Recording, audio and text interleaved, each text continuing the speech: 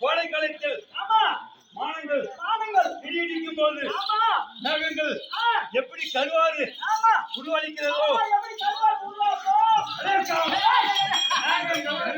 கருமையாக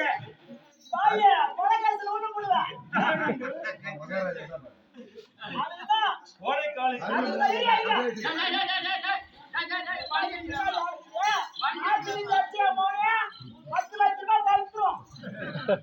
கோடை காலத்தில் மழை வரும்போது மேகங்கள்